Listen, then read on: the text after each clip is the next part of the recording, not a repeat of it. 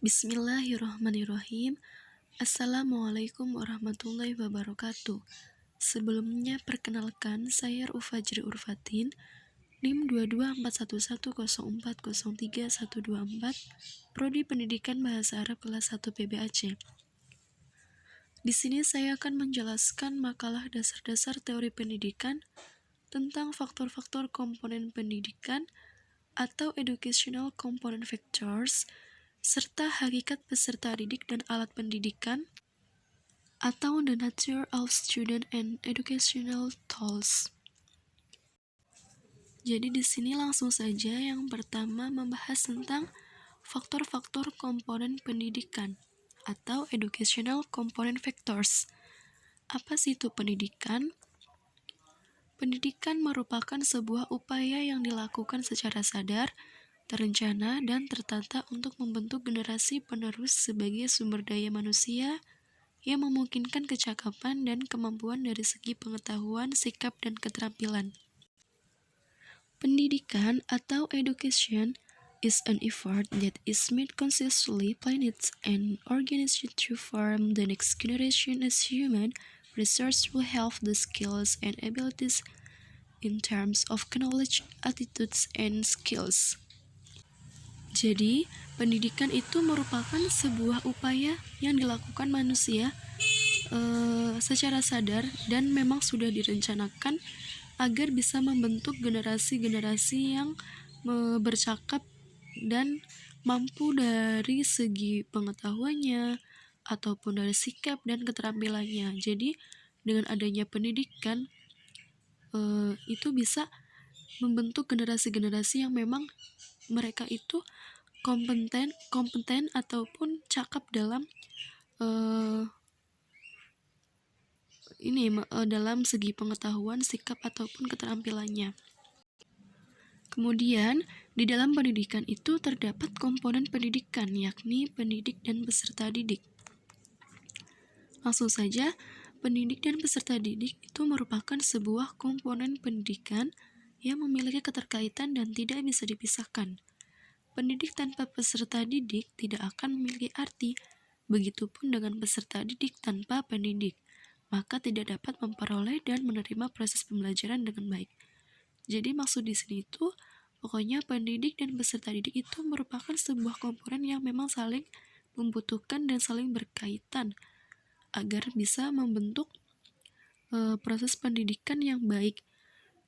Dengan adanya peserta didik, profesi sebagai pendidik itu akan berjalan dengan baik. Dan tentunya seorang pendidik itu juga akan menjalankan tugasnya sebagai pendidik itu membutuhkan seorang peserta didik agar peserta didik itu bisa memperoleh dan menerima proses pembelajaran dengan baik dari seorang pendidik.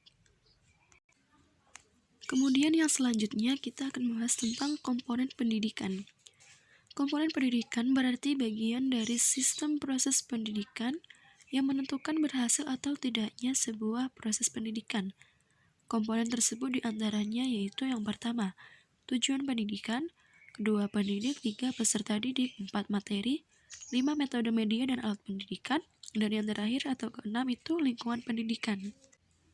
Nah, di sini yang pertama kita akan membahas tentang tujuan pendidikan. Jika dilihat secara umum, ada beberapa tujuan pendidikan, di antaranya yaitu yang pertama, mampu meningkatkan perkembangan karakteristik, bakat, dan minat peserta didik. Kedua, agar mempermudah untuk mencari pekerjaan di lapangan yang dibutuhkan. Dan ketiga, itu mengasah kemampuan-kemampuan yang sudah ada pada diri peserta didik. The purpose of education when viewed in general, there are several educational goals including 1. Able to improve the development of the characteristic, talents, and interests of students. 2. To make it easier to find work in the required fields.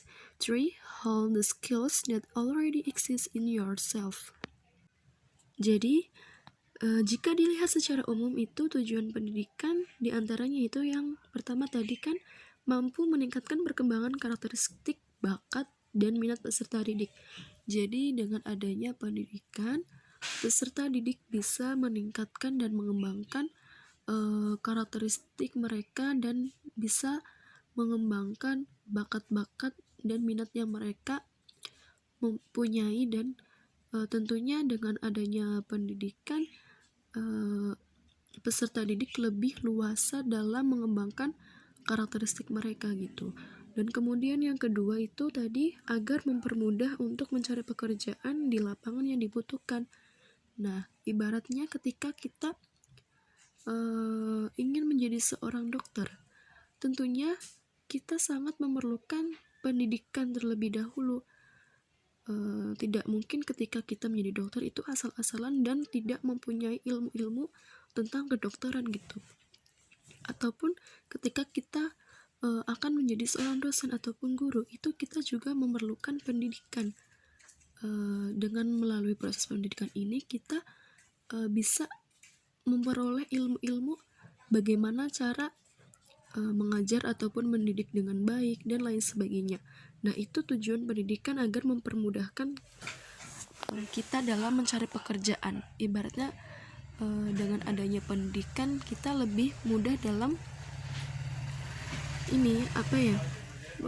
mencari pekerjaan yang sesuai dengan bidang yang kita inginkan gitu. Dan kemudian yang ketiga itu tadi mengasah kemampuan-kemampuan yang sudah ada pada diri kita sendiri ataupun pada diri peserta didik. Maksud dari ini itu tidak jauh berbeda dengan tadi yang pertama, yaitu sebagai peserta didik tentunya kita lebih leluasa dalam mengembangkan dan mengasah kemampuan-kemampuan kita dalam proses pendidikan ini. Jadi jika dilihat secara umum tadi ini ada 3. Tadi yang pertama kan meningkatkan perkembangan karakteristik dan bakat, terus mampu ataupun mempermudah untuk mencari pekerjaan, dan yang terakhir itu kita bisa lebih mengasah kemampuan-kemampuan yang sudah kita miliki sejak lahir.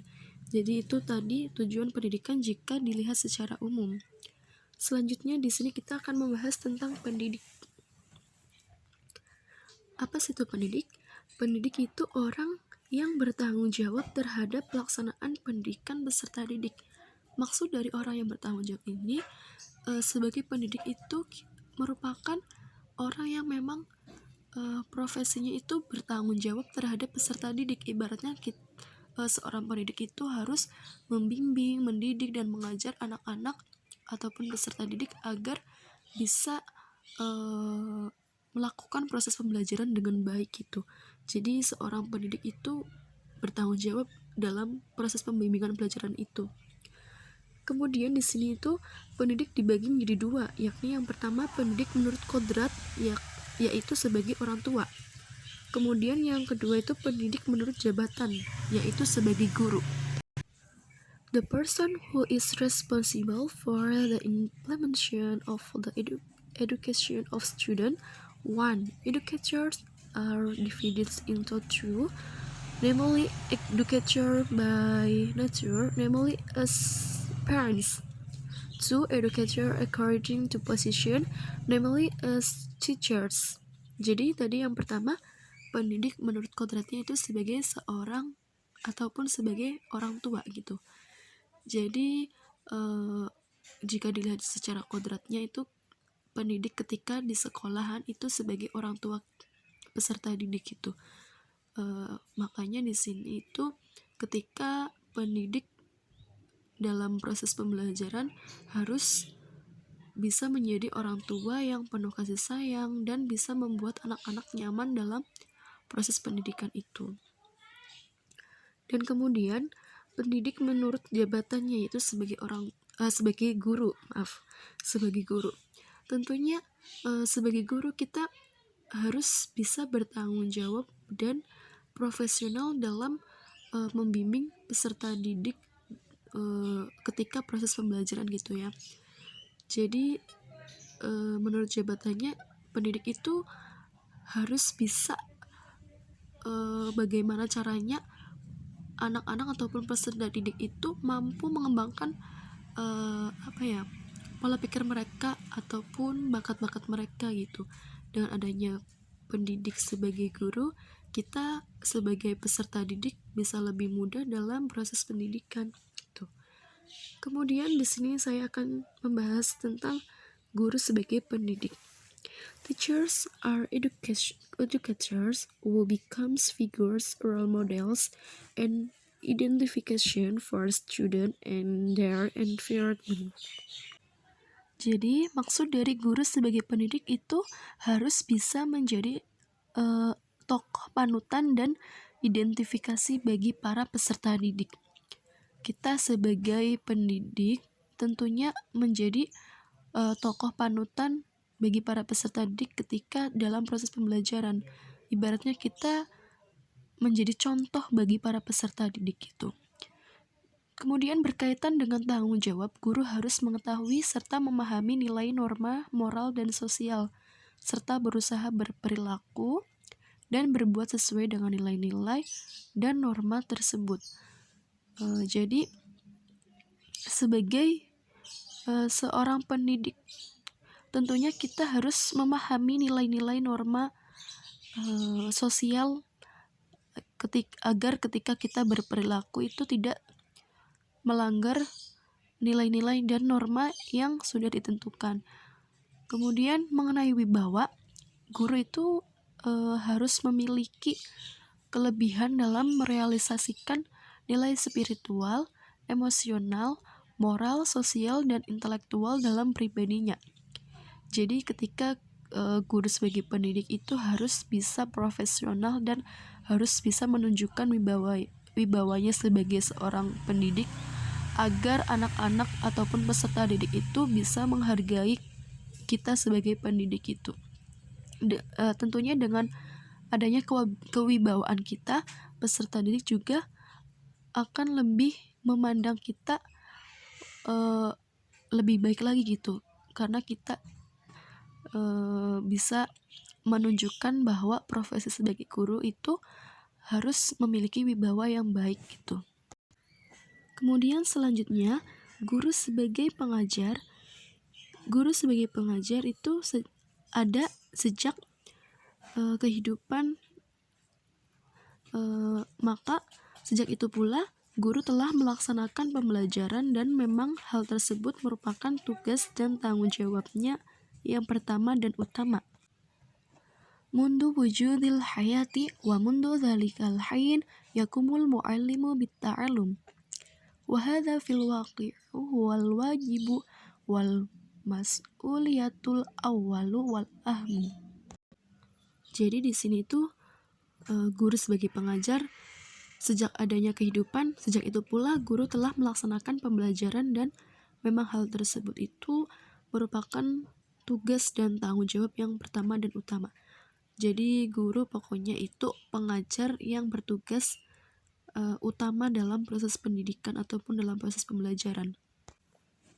Mungkin adanya perkembangan teknologi, khususnya teknologi informasi yang begitu pesat perkembangannya, belum mampu menggantikan peran guru dan fungsi guru, hanya saja sedikit menggeser atau merubah fungsinya. Itu pun terjadi di kota-kota besar saja, ketika para peserta didik memiliki berbagai sumber belajar di rumahnya. Teknologi hanya menjadi fasilitator yang bertugas memberikan kemudahan dalam belajar. Hal ini dimungkinkan karena perkembangan teknologi menimbulkan banyak harga buku relatif murah. Kecuali atas ulah guru, di samping itu peserta didik dapat belajar dari berbagai sumber seperti mungkin radio, televisi, ataupun film-film pembelajaran, bahkan program internet. Jadi di sini itu maksud dari guru sebagai pengajar itu merupakan peran penting ataupun peran utama sebagai pengajar gitu. Mungkin di zaman modern ini banyak teknologi-teknologi yang bisa membantu kita dalam proses pembelajaran, namun hal itu hanya peran sampingan saja sebagai fasilitator untuk memudahkan kita dalam proses pembelajaran dan mungkin mencari materi-materi yang belum ada di buku, ataupun ketika pemaparan materi dari guru itu kita kurang paham, kita bisa browsing di internet gitu. Jadi pokoknya guru masih menjadi peran utama dan peran penting dalam proses pendidikan. Hanya saja teknologi itu sebagai pengganti ataupun menggantikan peran guru ataupun fungsi guru, dan itu seringnya terjadi di kota-kota besar saja. Ketika dalam proses pembelajaran mereka akan menggunakan teknologi-teknologi yang modern seperti saat ini gitu. Kemudian yang selanjutnya kita akan membahas tentang peserta didik. Seperti yang sudah dijelaskan tadi yang di awal, pendidik dan peserta didik itu kan merupakan sebuah komponen yang saling berkaitan dan saling membutuhkan. Nah, makanya di sini tuh peserta didik merupakan komponen pendidikan, di mana peserta didik membutuhkan seorang pendidik agar dalam proses pembelajarannya itu atau dalam proses pendidikannya itu berjalan dengan baik. Maka adanya peserta didik, pendidikan pun juga berjalan dengan baik pula.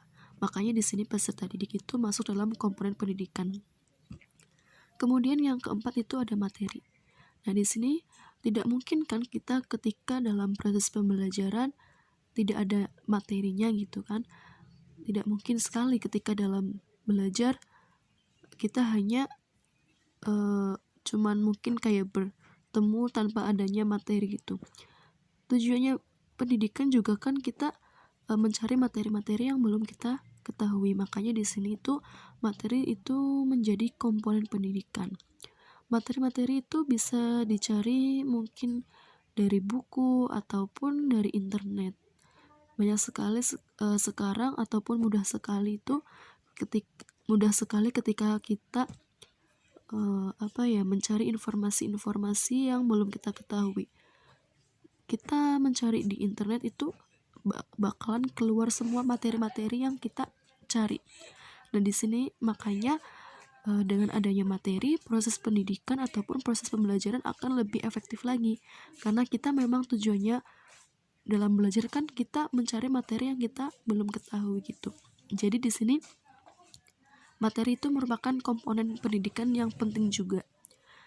Kemudian yang selanjutnya, yang kelima yaitu metode, media, dan alat pendidikan. Maksud metode media di sini, kita sebagai pendidik ataupun sebagai guru itu harus pandai-pandai dalam ataupun harus pandai memiliki metode pembelajaran gitu. Ketika adanya metode media, kita lebih memudahkan anak-anak ataupun peserta didik dalam proses pembelajaran. Nah, alat pendidikannya itu bisa berupa kayak mungkin handphone ataupun gadget, pokoknya ataupun alat-alat teknologi modern gitu ya. Dengan alat-alat ataupun media modern ini itu sangat membantu proses pembelajaran itu atau proses pendidikan. Kemudian yang selanjutnya yang keenam, lingkungan pendidikan. Maksud dari lingkungan pendidikan ini merupakan sebuah tempat yang nyaman dan memang layak digunakan untuk proses pembelajaran gitu. Ibaratnya mungkin seperti sekolah. Ketika kita belajar di sekolah kan kita bisa lebih leluasa dalam memperkembangkan proses pola pemikiran kita, dan di situ di lingkungan pendidikan kita juga bisa berdiskusi dengan baik dengan teman-teman ataupun bisa melatih kita dalam bersosialisasi baik ketika dalam proses pembelajaran. Makanya di lingkungan pendidikan itu lebih nyaman ketika kita belajar, dan memang ini merupakan sebuah komponen pendidikan yang memang sangat-sangat diperlukan. Mungkin bisa saja belajar dimanapun, namun lingkungan pendidikan ini merupakan komponen yang lebih efektif lagi ketika kita menggunakannya untuk belajar gitu. Mungkin dari keenam komponen pendidikan ini, keenam ini merupakan komponen yang saling berkaitan tentang pendidikan ya, dimana komponen-komponen ini itu menentukan berhasil atau tidaknya sebuah proses pendidikan. Kemudian yang selanjutnya di sini saya akan menjelaskan tentang peran guru dalam sebuah pendidikan. Guru harus bisa berpacu dalam pembelajaran dan memberikan kemudahan untuk peserta didik agar dapat mengembangkan potensinya secara optimal.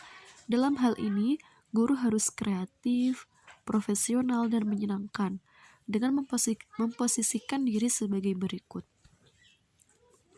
Yang pertama, sebagai orang tua yang penuh kasih sayang kepada peserta didik. Tentunya ketika kita sedang belajar di sekolah ataupun di lingkungan pendidikan, guru bisa berperan sebagai orang tua agar ketika kita dalam proses pembelajaran itu lebih nyaman dan lebih merasa mudah dalam proses pembelajaran, karena guru menjadi orang tua kita ketika dalam proses pembelajaran. Dan tentunya ketika menjadi orang tua kan kita harus penuh kasih sayang saat membimbing anak-anak dalam proses pembelajaran. Makanya di sini itu guru bisa berperan sebagai orang tua. Dan kemudian yang kedua, dapat menjadi teman untuk tempat mencurahkan keluh kesah peserta didik, di mana selain orang tua kita juga harus bisa menjadi teman. Tentunya ketika kita menjadi teman, kita bisa lebih enak, lebih nyaman ketika kita bercerita ataupun mencurahkan keluh kesah kita. Tentunya sebagai pendidik ataupun guru juga harus bisa berlapang dada untuk menerima semua curahan keluh kesah peserta didik. Nah, kemudian yang ketiga itu sebagai fasilitator untuk memberikan kemudahan dalam melayani peserta didik yang sesuai dengan minat dan kemampuan peserta didik. Selain menjadi peran utama dalam proses pembelajaran, guru juga bisa berperan dalam proses pembelajaran itu sebagai fasilitas, di mana seorang guru itu harus bisa membantu, membimbing, dan mendidik peserta didik agar memudahkan mereka dalam proses pembelajaran. Ketika mereka belum paham ataupun belum bisa memahami materi-materi yang diberikan, kita sebagai pendidik tentunya harus bisa menjadi fasilitas agar bisa membimbing mereka agar mudah memahami materi-materi gitu. Dan kemudian yang keempat, mengembangkan proses sosialisasi yang wajar antara peserta didik dan peserta didik.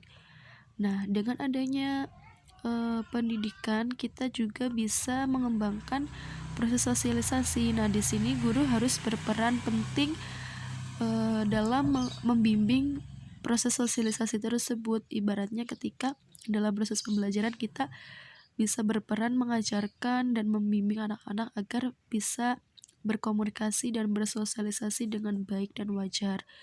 Dengan adanya sosialisasi, kita juga bisa lebih mudah dalam proses pembelajaran gitu. Dan kemudian yang kelima itu menjadi pembantu ketika diperlukan peserta didik sebagaimana wajarnya. Nah, di sini maksudnya itu bukan pembantu yang bisa disuruh ini itu ya. Namun di sini itu menjadikan fasilitas seperti tadi ataupun bisa membantu para peserta didik agar mudah dalam proses pembelajaran. Maka ketika anak-anak belum bisa memahami, kita harus bisa membantunya gitu. Sebagai pendidik kita harus bisa membantunya. Mungkin cuma 5 yang bisa dapat saya sampaikan tentang peran guru gitu ya. Tentunya dengan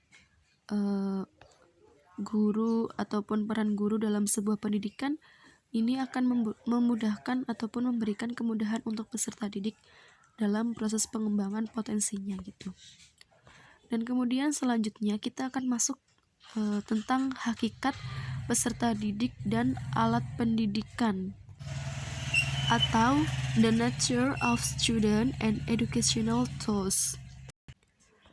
Langsung saja kita akan membahas tentang hakikat peserta didik. Dalam proses pendidikan, peserta didik berarti salah satu komponen yang menempati posisi sentral, di mana peserta didik sebagai bahan mentah atau individu yang sedang berada dalam proses pertumbuhan dan perkembangan. Sebagai individu yang tengah tumbuh dan berkembang, maka memerlukan bimbingan dan pengarahan yang konsisten menuju ke arah titik optimal kemampuan fitrahnya. Jadi maksud dari hakikat peserta didik di sini itu kita sebagai peserta didik itu menjadi sebuah individu yang memang kita memerlukan bimbingan agar bisa mengembangkan pola-pola pemikiran kita, dan dengan adanya bimbingan kita bisa mengarah ke konsisten gitu, agar bisa menuju ke kemampuan fitrahnya kita. Jadi pokoknya seorang peserta didik itu sebagai bahan mentah dalam proses pembelajaran gitu. Kita sebagai peserta didik tentunya membutuhkan beberapa bimbingan dari seorang pendidik. Kemudian yang selanjutnya kita akan membahas tentang hakikat alat pendidikan. Di dalam ilmu pendidikan, usaha-usaha perbuatan pendidik yang ditujukan untuk melaksanakan tugas mendidik itu disebut dengan alat pendidikan. Konsep alat pendidikan sama sekali tidak diartikan suatu pendidikan atau seperangkat benda, melainkan suatu aktivitas, perbuatan, ketangkasan bertindak agar bisa mencapai tujuan pendidikan. Alat-alat pendidikan yang sangat penting akan dibicarakan dalam hal ini. The essence of educational tools include habituation, supervision, orders, prohibition, rewards, and punishment. Jadi yang pertama itu habituation atau pembiasaan, kemudian supervision, pengawasan, yang ketiga orders atau perintah, keempat prohibition atau larangan, kemudian rewards atau ganjaran, dan yang terakhir hukuman ataupun punishment. Jadi di sini yang pertama akan membahas tentang pembiasaan. Salah satu alat pendidikan, pembiasaan itu merupakan salah satu alat pendidikan yang penting sekali, terutama bagi anak-anak yang masih kecil. Sejak dilahirkan, anak-anak itu harus dilatih dan dengan kebiasaan-kebiasaan dan perbuatan-perbuatan yang baik.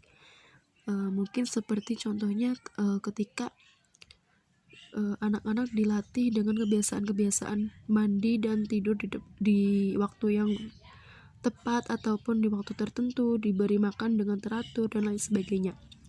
Dengan adanya pembiasaan ini, anak bisa menjadi pribadi yang baik, ibaratnya mempunyai kebiasaan-kebiasaan yang baik pula.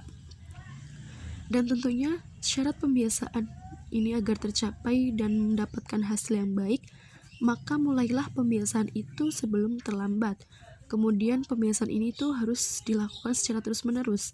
Kemudian harus konsekuen, bersikap tegas dan tetap teguh terhadap pendiriannya. Jadi dengan adanya kegiatan terus-menerus ini atau pembiasaan terus-menerus ini, kita bisa melatih anak-anak agar mempunyai kebiasaan yang baik. Seperti yang sudah dijelaskan tadi, anak-anak akan menjadi pribadi yang lebih baik pula ketika mempunyai kebiasaan-kebiasaan yang baik itu. Kemudian harus dilakukan secara konsekuen. Dan kita ketika melakukan pembiasaan harus bersikap tegas dan tetap teguh terhadap pendirian kita. Dan kemudian yang selanjutnya pengawasan atau supervision. Pengawasan itu juga termasuk alat pendidikan yang sangat penting. Tanpa pengawasan berarti membiarkan anak berperilaku seenaknya atau sekehendaknya. Anak tidak akan bisa membedakan mana yang baik ataupun buruk, dan tidak mengetahui mana yang seharusnya dihindari dan mana yang boleh dilaksanakan gitu. Jadi ketika anak dibiarkan tumbuh sendiri menurut alamnya, akan menjadi manusia yang hidup menurut nafsunya saja. Kemungkinan besar anak itu menjadi tidak patuh dan tidak dapat mengetahui kemana arah tujuan hidup yang sebenarnya. Dan tujuan mendidik ini tentunya membentuk anak agar bisa menjadi diri sendiri dan bisa bertanggung jawab.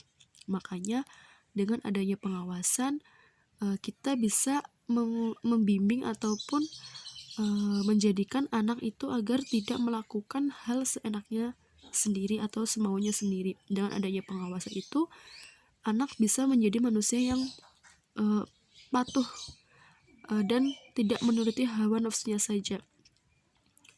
Dan mungkin mereka bisa mengetahui kemana arah tujuan hidup yang sebenarnya. Pokoknya di sini itu dengan adanya pengawasan itu akan membentuk anak agar bisa menjadi pribadi yang bertanggung jawab gitu. Dan kemudian yang selanjutnya yaitu perintah. Perintah atau peraturan tentu saja tidak mudah ditaati oleh anak-anak jika pendidiknya saja ataupun sebagai orang tua kita tidak mencontohkannya kepada anak tersebut ketika kita memerintahkan. Dan syarat perintah antaranya yaitu perintah hendaklah terang dan singkat, disesuaikan dengan keadaan umur anak, jangan terlalu banyak dan berlebihan, dan hendaklah konsekuen dan bersifat mengajak. Jadi ketika kita memberikan perintah, kita sebagai orang tua ataupun sebagai pendidik itu harus bisa menyontohkan dulu. Ketika kita memberikan perintah, kita harus mencontohkan dulu agar anak-anak itu bisa menaati apa yang kita perintahkan gitu. Kemudian ketika kita memberikan perintah itu hendaknya terang dan singkat sesuai dengan umur mereka gitu. Jangan terlalu banyak dan berlebihan agar mereka itu tidak merasa bosan dan tidak merasa tertekan gitu. Dan hendaklah bersifat mengajak. Jadi ketika kita memberikan perintah, kita bersifat mengajak gitu, mengarahkan anak-anak agar bisa mengikuti apa yang kita perintahkan. Kemudian yang selanjutnya itu larangan atau prohibition. Larangan, di samping memberi perintah, kita juga harus melarang perbuatan anak-anak yang tidak baik dan merugikan sehingga membahayakan dirinya sendiri. Namun perlu diperhatikan dalam sebuah larangan itu terdapat hal yang perlu diingat. Itu jangan terlalu sering melanggarnya karena akibatnya tidak baik. Adanya larangan tentunya menjadikan anak-anak ataupun peserta didik itu bisa menjaga diri dan tidak membahayakan dirinya sendiri ataupun merugikan dirinya sendiri itu. Juga ketika kita di samping memberi perintah, kita juga sebagai pendidik itu harus memberikan larangan agar anak-anak tidak melanggar apa yang kita perintahkan gitu. Kemudian yang selanjutnya kita akan membahas tentang ganjaran atau rewards. Rewards ataupun ganjaran ini itu yang dimaksud mungkin hadiah ya. Nah, ganjaran ini tuh merupakan salah satu alat pendidikan supaya anak bisa merasa senang ataupun bersemangat karena perbuatan ataupun pekerjaannya ini mendapatkan ganjaran atau hadiah. Dengan adanya ganjaran akan lebih anak-anak itu akan lebih giat lagi dalam proses perkembangan dan bisa mempertahankan prestasinya yang dicapai. Jadi maksud terpentingnya bukanlah hasil yang tercapai seorang anak, melainkan dengan hasil yang dicapai anak itu bertujuan membentuk kata hati dan kemauan yang lebih baik. Jadi dengan adanya ganjaran, anak-anak bisa lebih inisiatif dalam mengembangkan dan mempertahankan prestasinya itu. Karena biasanya anak-anak akan lebih senang ketika mendapatkan sebuah ganjaran ataupun sebuah hadiah. Namun, di sini juga terdapat syarat ganjaran, di mana ganjaran itu harus diberikan kepada anak, namun jangan menimbulkan rasa cemburu bagi anak yang lain. Memberikan ganjaran juga hendaklah hemat. Jika terus-menerus memberikan ganjaran dan penghargaan, maka akan menjadi hilang arti ganjaran itu sebagai alat pendidikan. Jadi di sini tuh maksudnya pokoknya ketika seorang pendidik ataupun orang tua memberikan sebuah ganjaran, maka jangan terlalu sering gitu. Kita harus bisa hemat karena jika kita terlalu sering maka akan hilang arti ganjaran itu sebagai alat pendidikan. Dan kemudian janganlah memberi ganjaran dengan menjanjikan terlebih dahulu sebelum anak-anak menunjukkan prestasi kerjanya itu.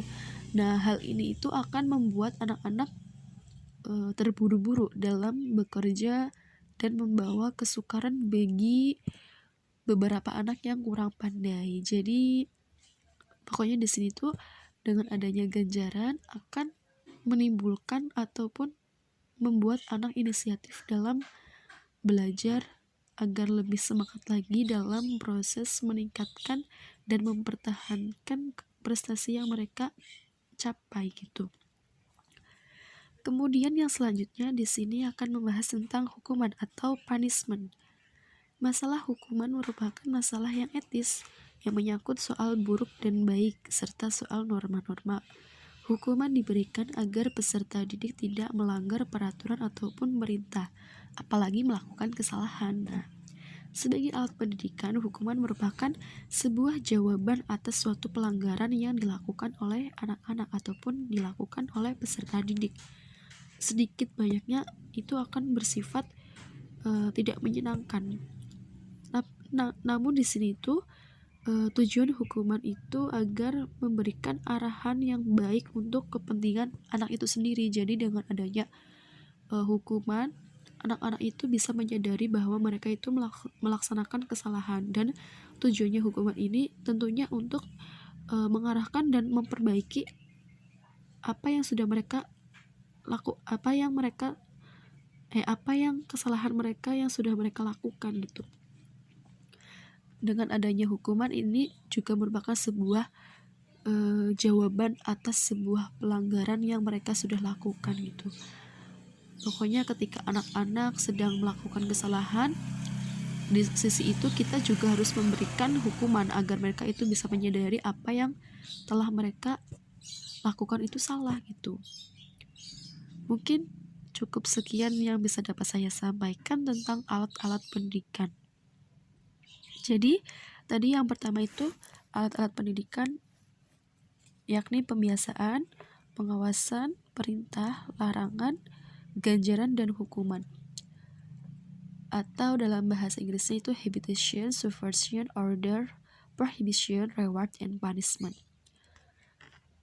Cukup sekian yang mungkin dapat saya sampaikan, kurang lebihnya mohon maaf. Dan tentunya tadi ketika proses memaparkan makalah ini banyak sekali kata-kata yang berlibat ataupun kurang dipahami ataupun sulit dipahami gitu. Saya mohon maaf yang sebesar-besarnya. Terima kasih telah menyaksikan sedikit pemaparan tentang dasar-dasar teori dan pendidikan terkait tadi yang pertama, faktor-faktor komponen pendidikan, dan yang kedua hakikat peserta didik dan alat pendidikan. Cukup sekian yang bisa dapat saya sampaikan. Wabillahi taufiq wal hidayah. Wassalamualaikum warahmatullahi wabarakatuh.